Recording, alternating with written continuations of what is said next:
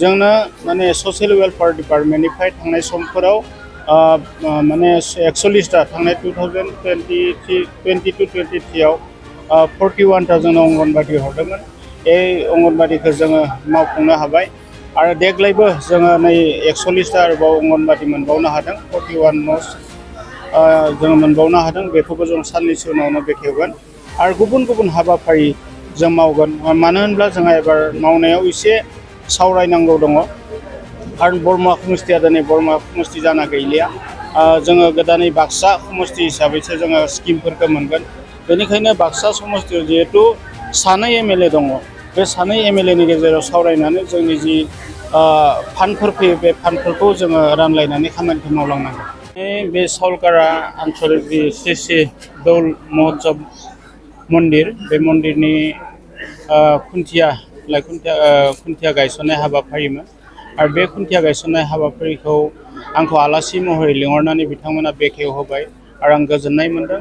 बे ओनसोलाव बे मन्दिरनि गेजेरजों जाहाथे गोजोन फैयो, गोजोन थासारिजों सामलायजायो आरो बेयाव थानाय गासैबो जाति जनगोष्ठीफ्रा मोनफ्रोमबो बिथिंनिफ्राय अनलायनाय आरो खौसेथिजों जाहाथे खामानि मावलाङो आरो बे ओनसोलनि रायजोफोरा बे मन्दिरनि गेजेरजों जाहाथे गोजोन थासारियाव फैनो हायो, आं बेखौनो आसा फारिदों।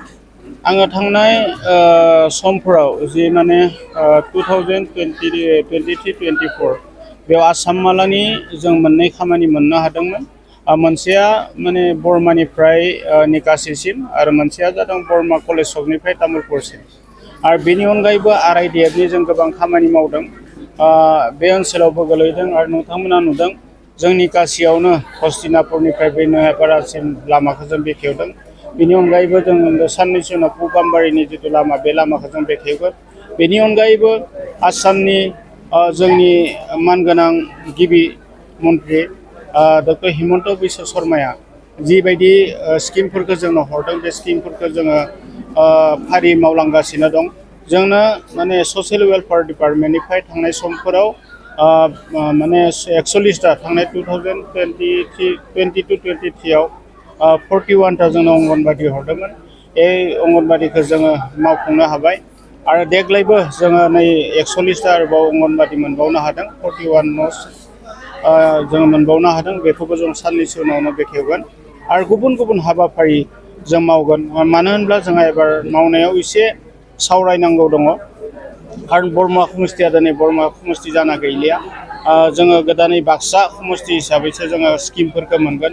बेनिखायनो बाक्सा समस्तियाव जिहेतु सानै एमएलए दङ, बे सानै एमएलएनि गेजेराव सावरायनानै जोंनि जि फान्डफोर फैयो बे फान्डफोरखौ जोङो रानलायनानै खामानिखौ मावलांनांगोन। আমাৰ সন্মানীয় 22 নং বৰমা বিধানসভা সমষ্টিৰ আমাৰ বিধায়ক মহোদয়ক আজিৰ যিটো আমাৰ এই মহৎ কাৰ্যসূচী, আমাৰ মন্দিৰৰ যিটো আমাৰ আধাৰশিলা স্থাপন কাৰ্যসূচীত তেখেতে আহি আমাৰ ইয়াত আহিলে, তাৰ কাৰণে তেখেতক আমি চালকাৰা আঞ্চলিক দৌল মন্দিৰ সমিতিৰ তৰফৰ পৰা বিশেষভাৱে পোনপ্ৰথমে ধন্যবাদ জ্ঞাপন কৰিছোঁ। আৰু লগতে তেখেতে যিটো আমাক আজি ইয়াত এটা অনুদান আগবঢ়ালে, দিয়াৰ প্ৰতিশ্ৰুতি দিলে, তাৰ বাবেও আমি তেখেতক বহুত ধন্যবাদ জ্ঞাপন কৰিছোঁ। আৰু লগতে আজিৰ এই যি আমাৰ কাৰ্যসূচীত বিভিন্ন গাঁৱৰ পৰা আহি আমাৰ এই কাৰ্যসূচীত আমাক চলাই নিয়াৰ বাবে সহযোগ কৰাৰ বাবে তেখেতসকলকো আমি ধন্যবাদ জ্ঞাপন কৰিছোঁ। তেখেতে আমাক প্ৰতিশ্ৰুতি দিলে যে 5 লাখ টকা প্ৰথম অনুদান আগবঢ়াম বুলি ক'লে, নেক্সট পৰ্যায়ত তেখেতে আকৌ 5 লাখ টকা দিম বুলি কৈছে। মুঠতে তেখেতে 10 লাখ টকাৰ কথা কৈছে। চালগড়া আঞ্চলিক শ্ৰী ৰাধাকৃষ্ণ দেউল মন্দিৰ নিৰ্মাণ সমিতিৰ জৰিয়তে আজি আমি চালগড়া আঞ্চলিকৰ মন্দিৰ আধাৰশিলা স্থাপন কৰিলোঁ। এই স্থাপনত আমাৰ বৰ্মা সমষ্টিৰ বিধায়ক মহোদয় আহি উপস্থিত হৈছিল। তো আমি ছাৰক সমিতিৰ তৰফৰ পৰা ধন্যবাদ জ্ঞাপন কৰিলোঁ। লগতে আমাৰ যিসকল ৰাইজসকল ওলাই আহিছে, তো আমি তেওঁলোককো ধন্যবাদ জ্ঞাপন কৰিলোঁ, যাতে অনাগত দিনতো যেনেকৈ আপোনালোকে সহায় কৰি আহিছে, তো তেনেকৈ আমাক কৰিব বুলি আমি আশা ৰাখি, তো বিশেষকৈ এই অঞ্চলৰ যোনটো সমস্যাৰ বিষয়ে ছাৰে বহুতখিনি কথা কৈ গ'ল। ছাৰে কিছু সমস্যা সমাধান কৰি দিম বুলি আমাক আশ্বাস দিছে। তাৰ বাবে আমি সমিতিৰ তৰফৰ পৰা দলবলে আমি ধন্যবাদ জ্ঞাপন কৰি ছাৰক আৰু যাতে বেছিকৈ ডেভেলপ ছাৰৰ স্কিম থ্ৰু দি য'ত বেছিকৈ আৰু ডেভেলপ কৰিব পাৰে তাৰে আশা ৰাখি আমি ছাৰক ধন্যবাদ জ্ঞাপন কৰিলোঁ। गोजोनथाव खौरां TVS नि गारि लानो गोसो गुदुं जानाय सुबुंफोरनि थाखाय मोनसे गोजोनथाव खौरां।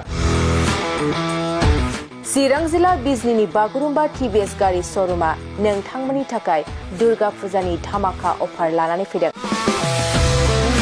बाइक आरो स्कुटि गारि सालायनो मोजां मोनग्रा रायजो राजाफोरनि थाखाय बागुरुम्बा TVS गारि श'रुमा धामाका अफार होना नोंथांमोननि गेजेराव मोनसे मोजां खाबु होगासिनो दं। बिजनी स्टेट बेंकनि साखाथिनि CRPF केम्पनि उल्था सोनाब फारसे थानाय बागुरुम्बा TVS श'रुमाव डाउन पेमेन्ट होनानै नोंथाङा TVS नि गारि लानो हागोन।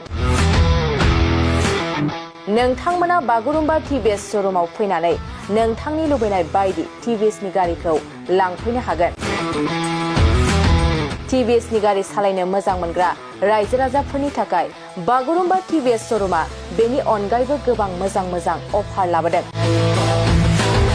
बेफोर अफारफ्रानो जाबाय जेरै गंनै हेलमेट फ्रि, फुल टिंकि पेट्रल फ्रि एसर गिफ्ट आरो TVS कम्पानिनि गासैबो मडेलनि एक्सचेन्जनि खाबुआ एभेलेबल जागोन। आरोबाव गुबुन मोनसे मोजां खाबुआ जादों फाइनान्स लागिरिफ्रा डाउन पेमेन्ट होनानै खम बेसेनाव TVS कम्पानिनि गारिखौ लानो हागोन। लोगोसे आबुङै मिन्थिनो आरो बुकिं खालामनो थाखाय 7002132259 एबा 8638131734 जानबुं नम्बराव कल खालामना खौरां लानो हागोन।